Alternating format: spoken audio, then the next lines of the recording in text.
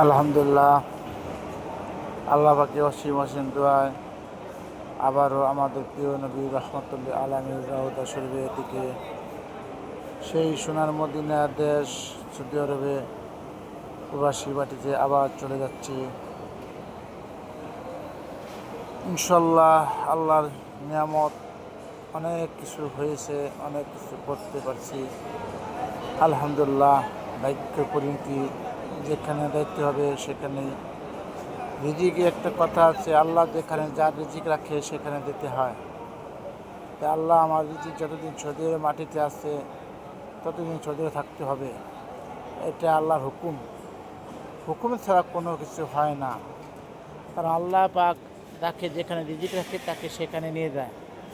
আল্লাহ পাক সবাইকে সব জায়গায় রিজিক রাখে না, কারো রিজিক দেশে, কারো রিজিক বাহিরে, কারো রিজিক প্রবাসে। তা আল্লাহ আমার হয়তো প্রবাসের জীবনে যতদিন রিজিক আছে ততদিন আমি ওই প্রবাসী মাটিতে রিজিক থাকবেই। তাই কষ্ট লাগে, ছেলে মেয়ে, মা বাবা, ভাই বোন, বন্ধু বান্ধব, আত্মীয় স্বজন সবাইকে ছেড়ে একটু কষ্ট লাগে। ভাগ্যের পরিণতি, এটাকে মেনে নিতে হয়, কিছু করার নাই, কারণ সবই আল্লাহ পাকের ইচ্ছা। আল্লাহর হুকুম ছাড়া একটা গাছের পাতা নড়ে না, তো সব জিনিসই আল্লাহ হুকুম ছাড়া কোনো কিছু হয় না। হয়তো কত মানুষ বলতে পারে যে টাকা এত প্রয়োজন, টাকা প্রয়োজন আছে, আবার টাকার দরকার আছে, টাকা ছাড়া কোনো কিছু হয় না। দ্বিতীয় কথা, ভাগ্য যেখানে আছে, যার আল্লাহ তাকে নিয়ে যাবে, তার রিজিক ওখানে থাকবে। আমার এই ভাগ্য যদি থাকে সৌদির বাটিতে এভাবে পয়সা কামাবো, এভাবে চলবো, আল্লাহ ঠিক ততদিনই আমার রিজিক ওখানে রাখবে। কারণ রিজিক ছাড়া আল্লাহ কারো কোনো জায়গায় নেয় না, আল্লাহর হুকুম ছাড়া কোনো কিছু হয় না। তাই পদ্মা সেতুর উপর দিয়ে আমি আসতেছি, পদ্মা সেতুর উপরে দিয়ে এই একটা ভিডিও করলাম।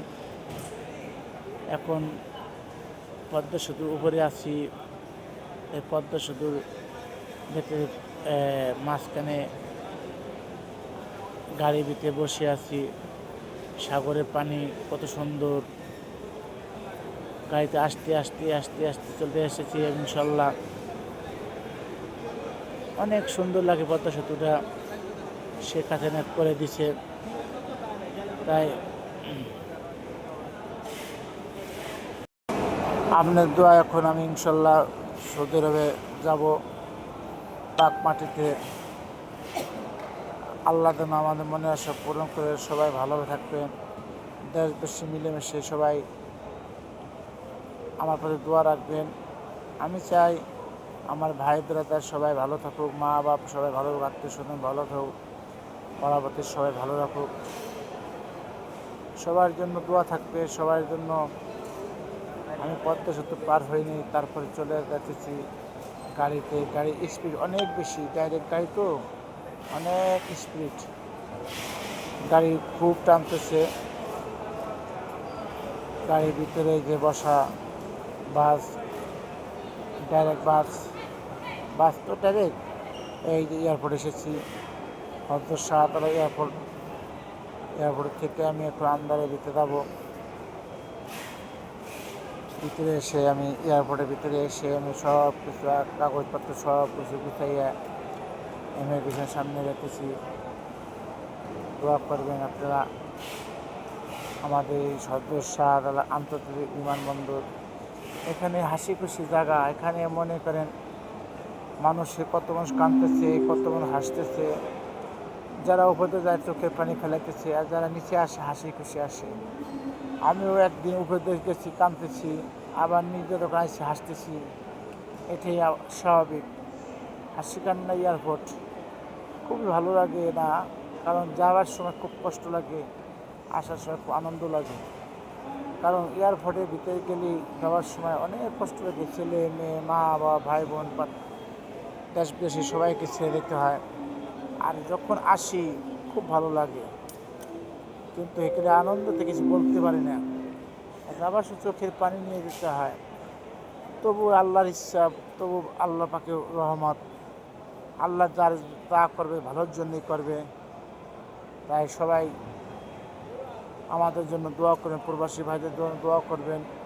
সবাই যেন ঠিকমতো কাজ কাম করতে পারে, সবাই যেন যার যার মায়ের কোলে ফিরতে পারে, সবাই যেন তার মা বাবার সাথে যোগাযোগ করতে পারে। আল্লাহ ইচ্ছা করে সবাইকে ভালো রাখতে পারে, সবাই যেন তার মায়ের সাথে ভালো ব্যবহার করতে পারে, সবাই তার মা বাবা বোনের সাথে ভালোভাবে থাকতে পারে।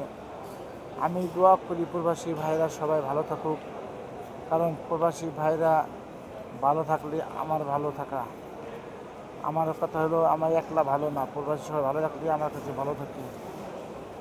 এই যে ইমিগ্রেশন গেট, এখান থেকে চলে যাবো বিমানবন্দরে। বিমানবন্দর যে মনে করেন বিমান উঠবো, ইমিগ্রেশন গেট পার হলেই মনে করেন বিমানে উঠবো। এখন আর বিমানে আসে নাই, আসবে হয়তো। ইমিগ্রেশন গেটের সামনে আইছি, ইমিগ্রেশন গেট পার হলে আমরা এখন চলে যাব ভিতরে।